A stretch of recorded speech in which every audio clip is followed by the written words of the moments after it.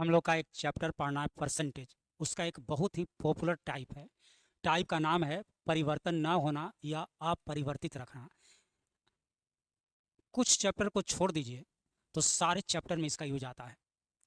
Average में percentage, profit loss, time and work, time and distance, profit loss, मतलब अधिकतर chapter में इसका यूज आता है। तो आज हम लोग इसके बारे में जानेंगे। तो देखिए, क्वेश्चन का कुछ फॉर्मेट देखिए। जैसे किसी वस्तु का मूल्य और उसका खपत से खर्च निकलता है। वस्तु का प्राइस उसका कंजप्शन से एक्सपेंडिचर। जैसे आप मान लिया जाए कि 20 रुपया वाला कलम से लिखते हैं और एक महीना में आप 5 कलम का खर्चा करते हैं, तो 20 रुपया पेन या कलम का मूल्य हो गया। एक महीना में 5 कलम का आप यूज करते हैं, हुआ 5 खपत हो गया। तो खर्च कितना हुआ? 20 गुना 5, 100 रुपया। 100 रुपया खर्चा हो गया। जैसे लंबाई गुना चौड़ाई से क्षेत्रफल निकलता है, 1/2 गुना आधार गुना ऊंचाई से क्षेत्रफल निकलता है। तो वैसा कोई चीज़ जो दो चीज़ के गुणनफल से निकलता है, कोई दो का प्रोडक्ट होता है। जैसे वस्तु का, जैसे टिकट का मूल्य दर्शकों की संख्या से उसका इनकम निकलता है। स्पीड इंटू टाइम बराबर डिस्टेंस होता है। तो क्वेश्चन में कहता है कि अपरिवर्तित रहे, तो अपरिवर्तित ये सबको रखना होता है।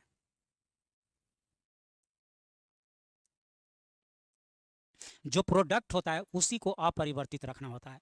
वस्तु का मूल्य बढ़ जाए तो खपत कितना कम करे कि खर्च अपरिवर्तित रहे। वस्तु का मूल्य कम हो जाए तो खपत कितना बढ़ा दे ताकि खर्च अपरिवर्तित रहे। एक आयत का लंबाई कम हो जाए लेकिन क्षेत्रफल नहीं कम हो, तो इसके लिए चौड़ाई बढ़ाना होगा। लंबाई बढ़ जाए लेकिन क्षेत्रफल ना बढ़े, चौड़ाई को कम करना होगा। तो इसी से रिलेटेड क्वेश्चन होता है। तो देखा जाए, इसका दो मेथड भी है। पहला ऐसे समझिए, मान ली कोई संख्या 100 है, 100 से ही 80 हो गया, यानी 20% का कमी हो गया यहाँ पर। अब 80 से फिर 100 हो जाना है। अब 80 को कितना बढ़ा दें कि फिर से 100 हो जाए? तो कितना बढ़ेगा? 20।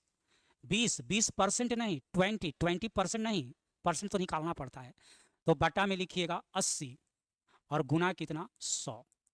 तो आंसर हो जाएगा 25%। घटेगा 20% तो बढ़ाना होगा कितना? 25%, तब जाके फिर 100 होगा। जैसे 100 से 120 हो गया, तो घटा कितना? 20%। बढ़ा कितना? घटा नहीं, बढ़ा कितना? 20%। अब कितना घट जाए कि फिर से 100 हो जाए? 120 से 100 करने के लिए कितना परसेंट डिक्रीज करना होगा, या रिड्यूस करना होगा, या घटाना होगा? तो ऐसा नहीं कि 20, अब लिखिएगा कि चलिए 20% नहीं है, 20 तो न्यूमेरिकल वैल्यू हो गया, परसेंटेज तो निकालना पड़ता है। तो 20 बटा में लिखना होता है 120 और गुना कितना? 100।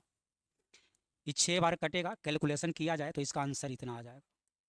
तो एक मेथड तो यह हो गया, एक मेथड। दूसरा मेथड ऐसे है कि कोई चीज़ जैसे जैसे ही देखिए कि 20% कम होता है, जैसे कोई चीज़ x% कम होता है, तो ऊपर में लिखना है x, और बटा में कम करके लिख देना है 100 माइनस एक्स, और गुना कितना? 100।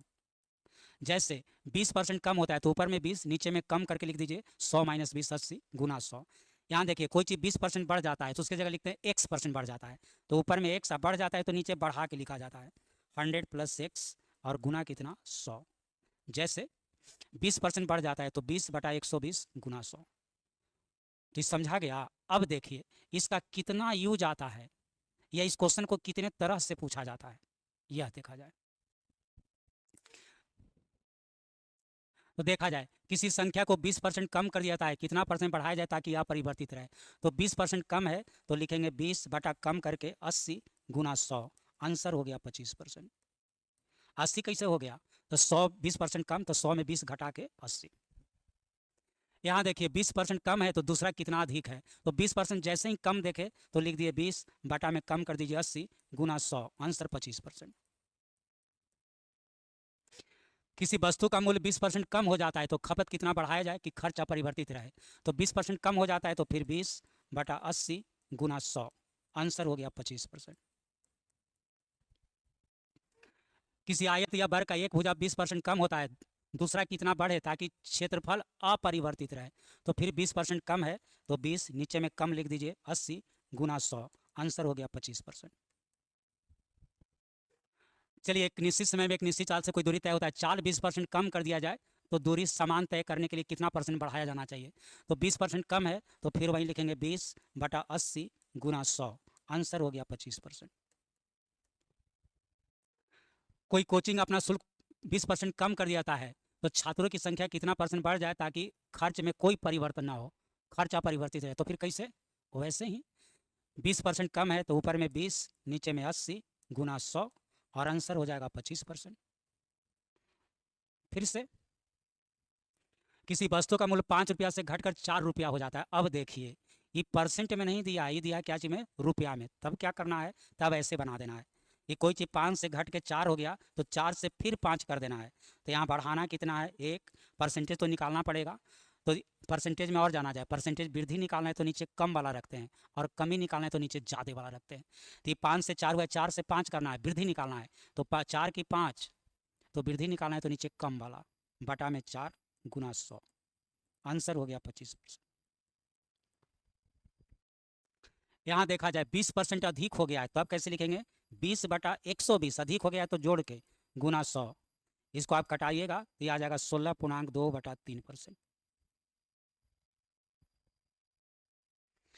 किसी वस्तु का मूल्य 20% बढ़ गया है, तो बढ़ गया है तो क्या लिखेगा, 20/120 गुना कितना, 100, और आंसर हो गया 16.2/3%। तो देखा जाए क्वेश्चन एक ही लेकिन पूछने का ढंग अलग अलग। तो अब से इस सारा फॉर्मेट को याद रखा जाएगा और बहुत ही इंपॉर्टेंट क्वेश्चन है।